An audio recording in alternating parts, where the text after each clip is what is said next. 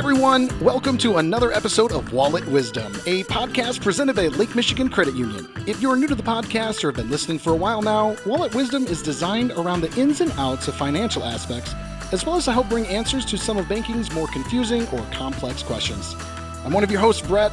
As always, in the seat next to me, Lo. Hello. Hey. We're here again, and it's always my favorite time. I know. It feels like it was just yesterday we were recording, but It's been a month, and here we are. And a lot of things happen in a month. That's true. We're just through the month of July now. Mm-hmm. So much has happened. 4th of July, Independence Day. Happy 4th, everyone. Hope you have all your digits after all those fireworks you set up. Exactly. Exactly. And it's been warm and hot. It has. Summer is in full swing. Yes. And I know for us in Michigan, we're like, yes, it's here. But I know for a lot of people around the world, as well as our wonderful sunshine state of Florida, it's a little bit muggy. It's a little hot. Yeah, we like to say we like to just pretend all the other seasons don't exist. That's right. And during the summer, but I think this is the only time of year our LMCU family in Florida is jealous of our weather. That's right. So our guest today is reporting in. Yes, so we have Javier Jorge here from our SBA department. He is the director of SBA, and he is reporting from Southern Florida. So welcome, Javier. Yes, welcome. Well, thank you for having me. Thank you, guys. I'm excited to be here. I can attest it is very hot and it's very humid. You can have your summer. I would happily give it to you guys, and we would like the other seasons. But in the meantime, we'll deal with it. That's right. You can come up here for summer anytime. We'll host you. That's right. That's exactly nothing like a Michigan summer. That's so true. That's so true. So I said SBA, and I'm sure I lost people as soon as I said that. Yeah, I was one of them. Right. I know it gained a little bit more attention throughout the whole pandemic. Yeah. Because there were certain things that we were going through that really affected the group of people that you serve. So can you explain to us a little bit more what SBA stands for and kind of define it for us? Yes, my three favorite letters, right? SBA. And what's it stand for? Well, Small Business Administration. It's a government agency that was founded in 1953 during the Eisenhower administration. So a little bit of ways back now. It's going to be celebrating its 70th year anniversary this year. So perfect timing. It's crazy. And the whole spirit of the program is to help facilitate lending to one of the more critical aspects of our economy, right? Small businesses. Mm-hmm. Yeah. I always like to highlight the importance of a small business, right? If you really look at economic impact, more than 50% of all GDP contribution comes from small businesses. More than half of all employment in the U.S. comes from small businesses. And ultimately, if you really look at it, you can't have big business unless you have small business, right? Mm-hmm. Yeah. Just to give you some ideas of the types of organizations or groups that utilize SBA in the past, Ben & Jerry's had an SBA loan. Nice. Nike had an SBA loan. So you can played a small part in these companies in their early stages of their life cycle. And they're doing okay now. I think they're doing okay. They don't need SBA loans anymore. That's true. No. If they applied for one, I bet you'd laugh. That's funny. You want to give us some money? That's fine. Yeah. So with small business loans, first thing I think about is, hey, we're starting a business, and I'm going to need some, startup money. I'm going to need to get a loan to kind of get the ball rolling. Now, you mentioned Nike, though, and some of these others. Those are bigger companies, or at least at their time, they were already somewhat established, I'm guessing, when they were looking for that. So I guess if I'm starting a business, or if I already have a business, how does SBA kind of fit into that equation? So what's interesting, the way that the program works is the government doesn't actually give you the money. It provides an explicit guarantee to financial institutions like ours to encourage and reduce the risk of small business lending, right? Okay. Inherently, when you're talking about starting a business or growing a business or a business that's experiencing expansion or high growth, that's inherently a risky activity, right? So traditionally, institutions would shy away from financing businesses that don't have multiple years of historical performance or venturing out into a new market, because that is a lot of big question marks, right? But the government, and via the SBA, provides a guarantee to the institutions ranging from 75% all the way up to 90% of the loan amount, depending on the uses and the structure of it. So I obviously am very biased here, right? So I think the SBA is one of the most underutilized benefits that we have in our country. We are a very pro-business nation, and this is one of the demonstrations of that in practice. Yeah. It's not something that you see in many other countries, right? And what I wish we saw more was small businesses don't understand what you can do with Yeah. SBA, which is really exciting. Really, if you really want to be general, it's any for business purpose use you can think of, guys. So if you are a business owner and you have a business goal and you need access to capital, 9 out of 10 times, SBA can be utilized to do that. And you think about your traditional uses of proceeds, right? Oh, I need working capital, or I need to get inventory, or I want to hire someone, right? Those are all, or equipment or purchase, all normal stuff. Yeah. But there's also really interesting uses that most people don't understand. For example, you're able to purchase a business, right? A going concern. Like No if you kidding. guys wanted to buy a business that has, doesn't have physical assets, is intangible, SBA would finance up to 90% of that acquisition over a 10-year term. Or if you want to buy out a partner or sell your business to an employee, right? All of these activities to help, businesses transfer over during their succession periods. SBA facilitates that. And this is actually one of the best kept secrets in the game, because ultimately, if you look at the SME, small, medium enterprise trading space where you're buying and selling, there's no better product in the entire country than an SBA business. It is actually a standard when it comes to those activities. No kidding. But, we've been doing this, my team and I, 10 plus years, and we've seen it all. We financed everything. I mean, we can have conversations about all the different types of projects we've worked on, but the clients and the approach that we use is relational, right? So I feel my main job and our team's main job is to educate. And this is what we're doing right now, right? It's to educate our business members on what you can and can't do. Because For sure. Everyone's got different points in their business life cycles or different aspirations. But when you're armed with the information, when opportunities do present themselves, they are ready to strike. Right.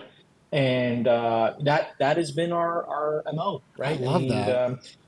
Our client portfolio or a member portfolio is predominantly long relationships that started with very small balance loans and have grown up to, most of them at the maximum SBA 7A limit, which is $5 million as of this moment. So it's, we say small, but hey, I think $5 million is a lot of money. Absolutely. You do a lot of business. Yeah. Right? Well, So, and Javier, I love that aspect of how your team approaches those things and the long-term relationship, because we've talked on several episodes about the intentional relationships we build with our members, whether that's your general just everyday banking, but that's your mortgage, your business needs.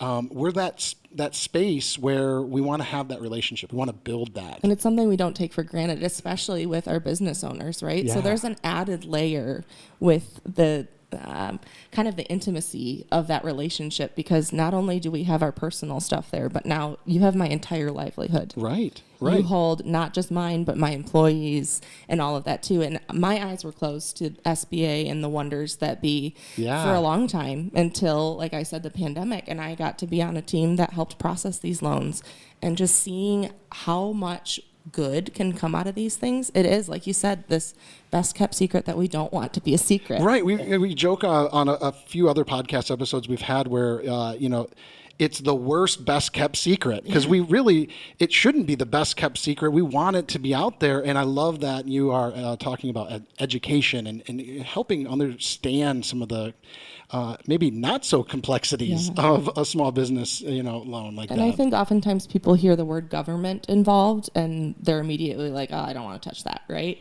But this is just such a great way, like you defined it. It's a partnership. So the government's saying, we've got your back. go ahead and stick your neck out a little bit further, right? And so that's pretty cool that you are able to step in and have that relationship with them. Now, as Brett was saying, if I'm a brand new, I'm just thinking about a business, because I think right now small businesses are probably more frequent than ever before. You've got people calling their YouTube channel their small business. Yeah. You've got, it's your side hustles. right. There's lemonade stands that are actual businesses. Yep. So it's something that I think is very frequent. What do you say to the person that's just starting out and says, I'm just starting a business, I'm not the right person to come to you right now, but how do I know when it's time and I can reach out? Yeah. So first off, we love having those conversations. And between me, you, and the wall, we have the best job in the institution, right? Because there is nothing better than working with passionate entrepreneurs. Absolutely. Which this is their life, as you already pointed out, Lo, and that's infectious. Yeah. Right? Absolutely. That positive optimism. I mean, you're talking about the respect for the entrepreneur, our business members. These people are putting everything on the line to try to create value for our community. I mean, they're creating jobs, they're paying taxes, they're adding value to our day-to-day life. I mean, this is the American dream, right? Yeah. So, kudos. I don't tell anyone, best job in the institution. Now, for that small business entrepreneur that wants to start, right? You have to look at, the answer to all your questions, and this is the biggest cop out, is it depends. It depends on what you're trying to do, right? Yeah. But having a conversation with your banker, right, at your institution, I still say it's critical. And it used to be, back in the day when we were, when I was taught that your circle of round table for a business owner was your attorney, your accountant, and they're still at the table. It used to be your banker was at the table too. But something happened over the last 20, 30 years where, let's just say the for-profit people became to, treat banking services as widgets, right? So instead of working on providing advice or collaborative support, it's all about how many services can I provide you? How many credit cards and or other products can I send to you, right?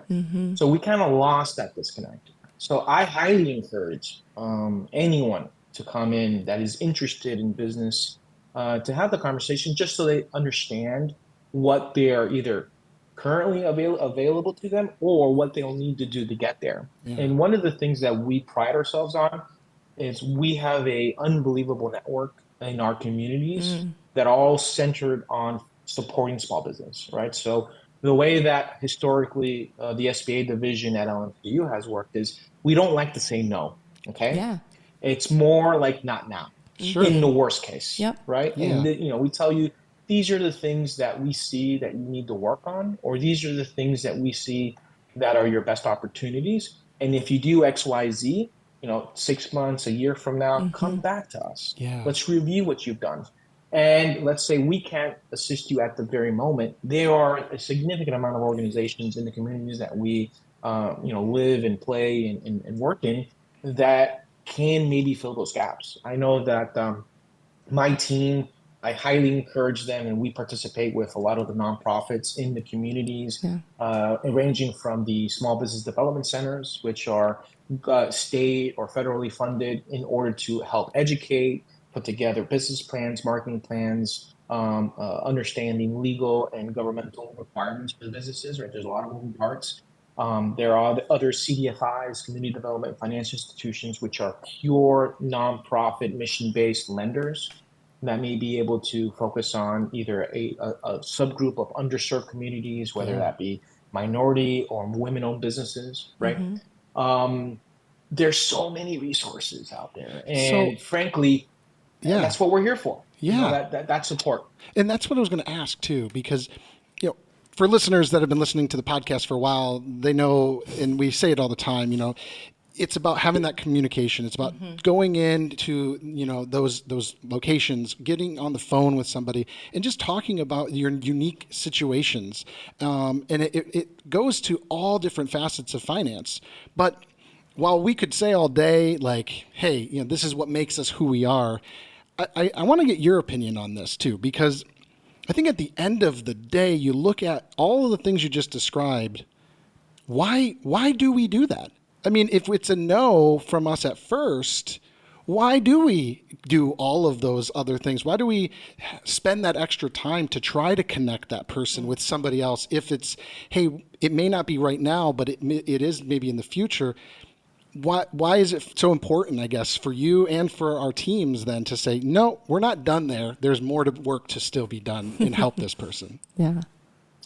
So the short answer is because it's good business, right? And the reality is our LMCU mission for SBA, our core mission from day one is we want to empower small businesses to maximize their potential. I love Because that. I think wasted potential is the worst thing that they could be, right?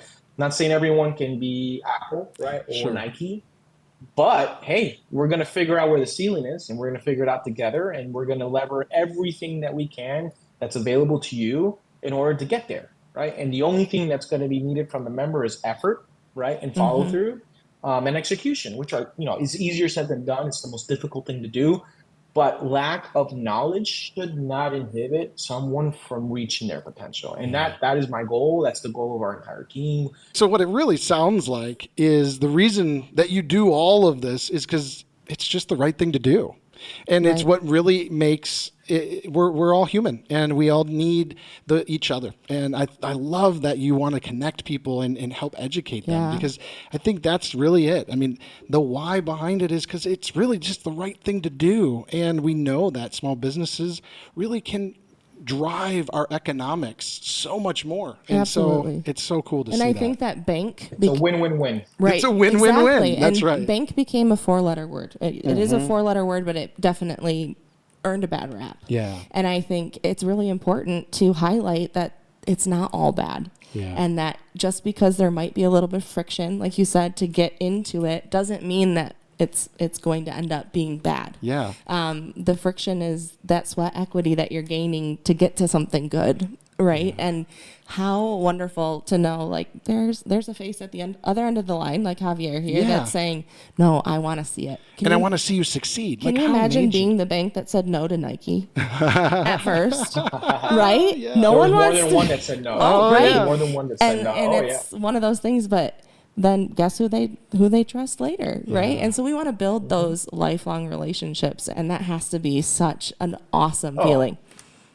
It's the best feeling ever. I mean, our definition of success is when one of our small business members graduates out of the SBA and moves up into our commercial team, right? Which isn't, Nike level, but it's way more traditional banking It's finance. our version of Nike. Right. Yeah. Exactly. But that's a great day, right? Because that means that the program worked, right? And, why SBA outside of the guarantee for the business? There are some protections for the business owner, right? So the whole underlying spirit of the program is cash flow, right? We want to keep as much money into the business as possible so they can do what they need to do, right? So how does the program accomplish that, right? So what we do is we have high loan to values, right? So anywhere 90 to 100% financing depending on the use of proceeds, right? We have longer terms than conventional loans, right? So we start at 10 years and we can go as far as 25 years. Wow. We're very lucky that we launched a new small balance product called the Lightning Loan. Yeah. And the reason why it's called Lightning is because it's supposed to be really fast compared to regular SBA loans. We have a 48-hour approval process. Wow. And Which it's is an unheard online of. application. The Yes, timeline yes. typically And in a we're loan very is proud. weeks, Yes. right? Months even. Yes. Okay. Yes. Yeah. So loans under 350 go through the Lightning program, and that's an automated decisioning process that is actually provided by the SBA itself. Wow. And that's a program that we're really excited about because those small balance loans are what really I call they seed the whole life cycle. A couple other specialties that we as an institution have, I would say an average SBA lender wouldn't have. We are what's called a PLP lender or preferred lender process. That means that we have delegated authority, right? So if you're working with an SBA lender and they're not PLP, they need to send that approval to the SBA for their review and approval as well. Thankfully, we've had enough experience and earned the respect of the SBA to receive that PLP status, meaning when we approve a loan, it's already approved by the SBA. So that saves us some time there. And we also have a very unique specialty. We're top 5 in the nation when it comes to international trade loans, which is a subset of the SBA program. Yeah, so we do a lot of export company financing. Man, you weren't kidding about this, like, best kept secret, worst best kept secret. I mean, nuts. It's ongoing. I mean, we could probably spend 2 podcast episodes on just this. We'll definitely be having him back, I think. I think we do. Honestly, I mean, there's still so much that we can cover. As we need to wrap up, I do want to ask you, though, if there was, that one easy little tip for those that are listening right now, that you would recommend when it comes to SBA loans and the SBA program, what would that be? Best tip. Well, I think it loops right back to what we spent a good amount of our conversation is, don't be afraid to reach out, communicate and educate. And you'd be surprised what you can do and what's needed. It's not rocket science, guys. Yeah. I mean, on paper, it looks like a lot, but in reality, all of the items that would be a part of the SBA application process, frankly, are what are core requirements for a successful small business in the long run, right? We're talking about building a business plan, right? Mm-hmm. You should know your core value. You should know what your strengths are, your weaknesses, your opportunities, your threats. You should know what you are forecasting out for 2-3 years. That activity, although it's what we're reviewing for credit analysis, just because the business owner goes through those motions, that improves the odds of success, because now, you're not, if you fail to plan, you plan to fail. Knowledge is power, right? So that covers it's significantly. Yeah. So reach out, communicate, educate, right? The curiosity is what really, really opens the doors to potentials that most people aren't aware exist. So we're lucky to be a part of it. Right. And I know if I was a small business owner and I needed a loan, I'd for sure want Javier in my corner. Oh my gosh. I hope your phone and your team's phones are all ringing off the hook after this episode airs. And right. Well, and the other thing too, just in kind of hearing you speak about just the process, is that you kind of, because you've been in this for a while, some of the blind spots that some new business owners might be missing, and knowing how to connect people with the right education and the right, kind of information, as well as the expertise of LMCU and the team. I think that just goes above and beyond what maybe a lot of people either have been scared or nervous to, even reach out to anybody. Or maybe, honestly, for listeners right now, maybe you've heard no. Maybe you've heard no a lot. And that can sting after a while. In fact, that might even squash your dreams and your hopes and desire. But I love what you said, Javier. It requires that extra little bit of work on our part and their part. And when it comes together, man, sparks start to fly, fireworks. It's just a whole different kind of environment. And I love that you're there and your team is there to help guide those through that process if that's where they need to be. So for sure. And I know personally, I was always told no means next. So for all of you out there that are hearing no means LMCU. So go talk to LMCU and we'll guide you through that, and we'll be in your corner to walk you through. And if you have a unique situation, let's hear it. Because I bet we can either tell you about someone else that had it or use your experience to inspire someone else someday. That's right. So Javier, thank you so much, but you're not off the hook. No, you are not off the hook quite yet. And I said I would want Javier in my corner, and I kind of have him in my corner because he's going up against you in trivia. I'm going to lose so bad. I'm not even feeling good. So. I know he showed off a lot of knowledge in terms of SBA, but we'll see how far stretched that knowledge goes as we play trivia. That's right. Well, and so Javier, we do a fun part of the podcast where we call it Are You Smarter Than the Show Trivia. And what that looks like is every podcast, we have $50 on the line to go towards a nonprofit that LMCU supports. And, the way that we roll it over is if the show wins, that money then is saved for the following, and it just continues to grow. And we are now up to, I believe it's $200 that is up on the line. So that means I've actually won 3 in a row. No pressure, though, on you. Let me move over for your big head. I mean... but there's no loser. There is no loser. There's no loser. That's no right. just means next, It's right? It's a win-win-win. That's got right. it. So with $200 on the line, we are going to start Are You Smarter Than the Show's Trivia? So the way to buzz in on this is I'm going to ask a question, and even if the answer is a name, you still have to say your name first to buzz in. Yes. So in case you forgot, your name is Javier. This is Brett. He'll use that one. I'll use that. It's remarkable how often you'll forget. You'll go to buzz in and you'll be like, It's so true in the moment. So I have a couple of questions here and one tiebreaker just in case. So if we get a neck and neck here, then we'll do a tiebreaker. But That's right. Best out of 3. Best out of 3. Are you ready? All right. Ready whenever. What nationality is the artist Picasso? Javier. Yes. Spanish. You would be correct, sir. All right. Well done. Well done. First name for an extra credit point that doesn't do anything. Do you know his first name? Pablo. Well done. Very That's good. right. Very, very good. See, he's already ahead. As soon as you started saying Pablo, I was like, I knew that. And I'm but it wasn't coming anytime soon. So, yeah. It was a little too far down in the layers. This isn't looking good. Here we go, gentlemen.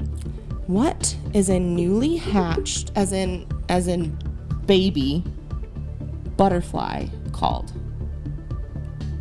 A newly hatched butterfly. What is it called? I'll tell you, for listeners that live in the Grand Rapids area, we've got the Frederick Meyer Gardens that has a huge butterfly exhibit. And I've gone several years, Javier, and you'd think I'd know this by now, but I have no idea. So a newly hatched, just born butterfly. What is it called? Brett. No idea. What is it called? Baby butterfly.